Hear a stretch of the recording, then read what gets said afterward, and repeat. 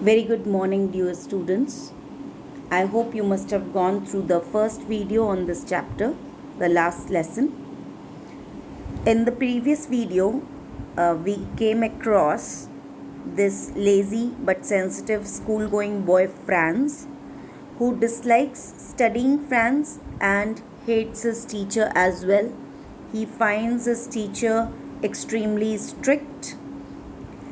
However, when he reaches his school on that day, he was shocked to notice that there are a lot of changes in his school.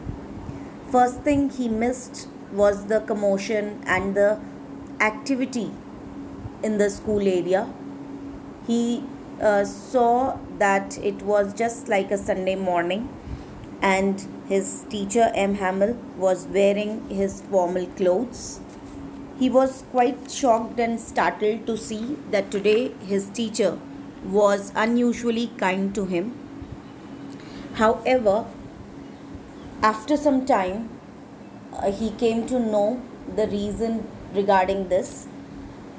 His teacher told him that an order had arrived from Berlin, and according to that order, French would not be taught in the schools of Alsace and Lorraine, and only German is going to be taught in the schools. He further added that the new master was going to join next day, and hence this was his last lesson. So this order, these words were just like a thunderclap to the little Franz, and he was quite shocked, startled, pained to hear this. Suddenly he became very serious about his studies. His whole attitude changed. He became sincere, and he was filled with guilt and remorse. He was ashamed of himself that he thought that his books were just a burden for him. And he also regretted wasting his time in hunting birds' eggs and playing in the Saar River. So he was quite shocked and pained, and now he realized that why these changes could be noticed in the school today. Now, I just told you about the changes that the order from Berlin brought in little Franz, and let's discuss those changes once again. Mr. M. Hamill told everyone that an order had come from Berlin that only German is going to be taught in the schools of Alsace and Lorraine. Now, this made that this was his last French lesson that he was about to deliver. This news was like a thunderbolt for Franz, and he finally realized the importance of his language, and now he did not want to spend any time outdoors. He became sincere the moment he heard this news. His attitude changed, and now his teacher was no more extremely strict or cranky for him. He felt that his books were his companion. A minute ago, these books were like a burden to him, but now these books are not a burden for him, but his companion. However, there is nothing much that Franz can do. He can only regret and feel guilty and feel sorry for the time that he has lost. So, let's go to the next slide. While I was thinking of all this, I heard my name called. It was my turn to recite. What would I not have given to be able to say that dreadful rule for participle all through? Very loud and clear. and without one mistake, but I got mixed up on the first words. This extract has been taken from the book itself, and here Franz tells us how he how guilty, how sorry he was feeling when he was not able to recite the rules of participles. Now, his teacher, M. Hamel, doesn't scold Franz. Instead of scolding him, he said, we always told ourselves that we have plenty of time. He said that we had this habit of postponing learning, of putting off learning till tomorrow. And this habit has actually put us in great trouble. And in this slide we can see how his exact words. Every day we have said to ourselves, bah, I have plenty of time, I will learn it tomorrow. And now you see where we have come out. Ah, that's the great trouble with Elsace. She puts off learning till tomorrow. So M. Hamel, teacher himself, was pained, was feeling guilty, remorseful. He was feeling sorry that they have lost a lot of time. And he was collectively taking responsibility for this postponement of learning, for this attitude towards learning. He further says that we have all a great deal to reproach ourselves with, said M. Hamel. M. Hamel now here says that it is not only the mistake of students or their parents or M. Hamel himself. He says it is the mistake that the whole French people have made. They have this habit of procrastinating, and today, because of this habit, they have been overpowered by Germans. And now, when Germans have overpowered them, they have no option left but only to regret and feel sorry. So, he further adds that how French people procrastinated learning. He says that he himself used to give his personal work to children, like watering the plants, etc.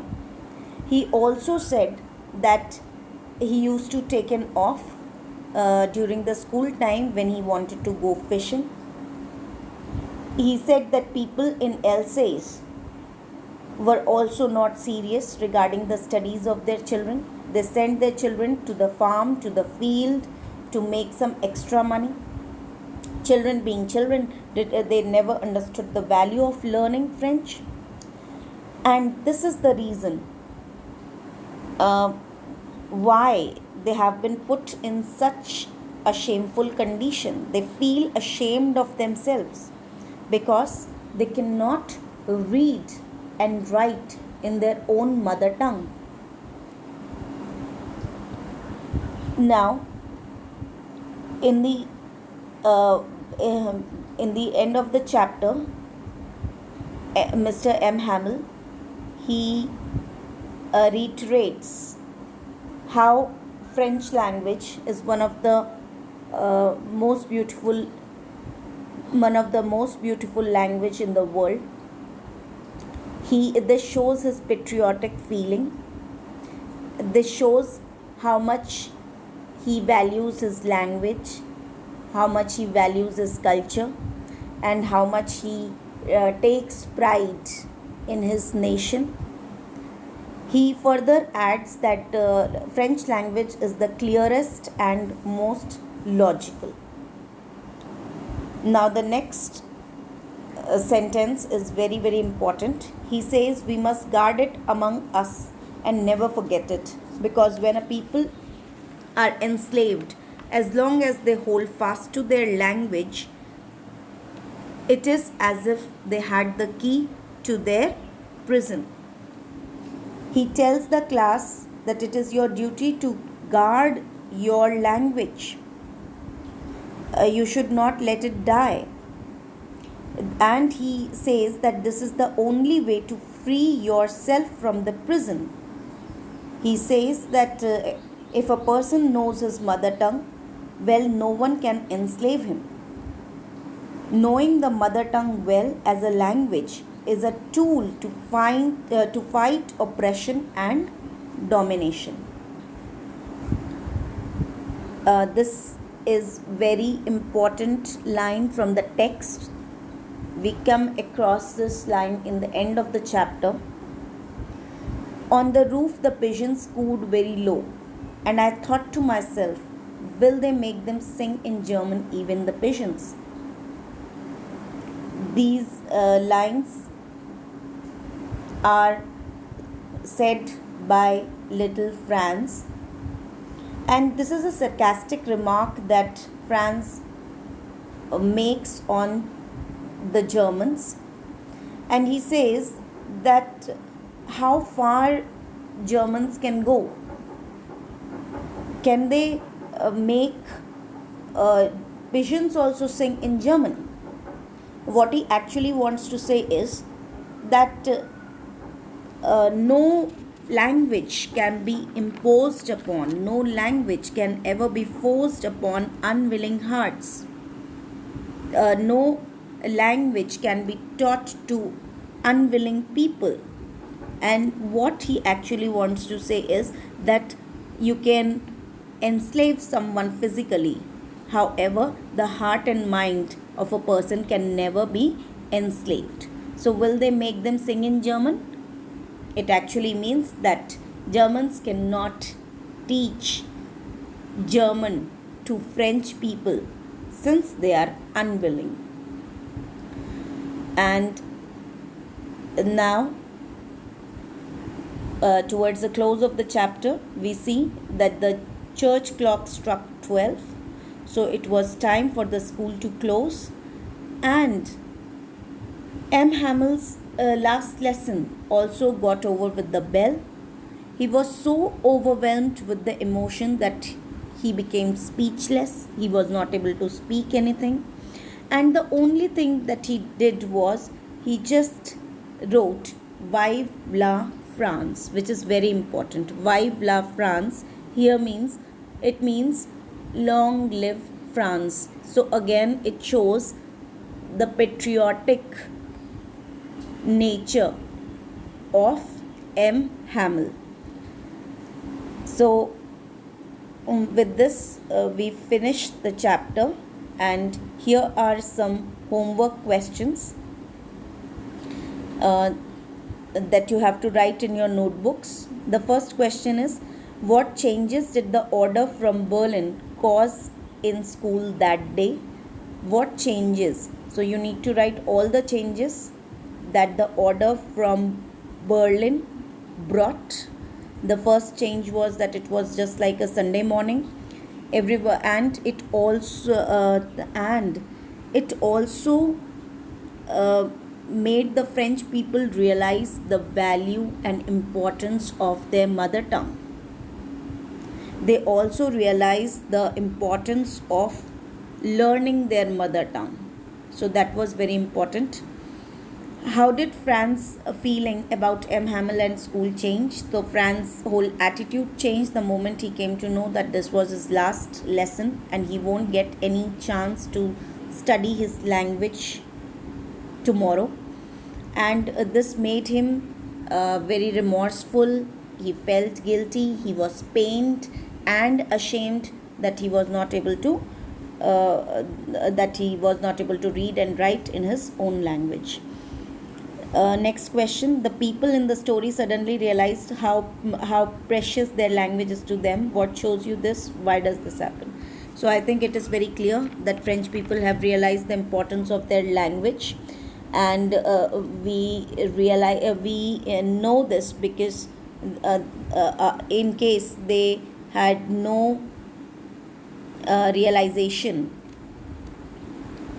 we know this because the people in the story suddenly realize how precious their language is to them. What shows you this? Why does this happen? This basically this was the reason why they collected in the classroom.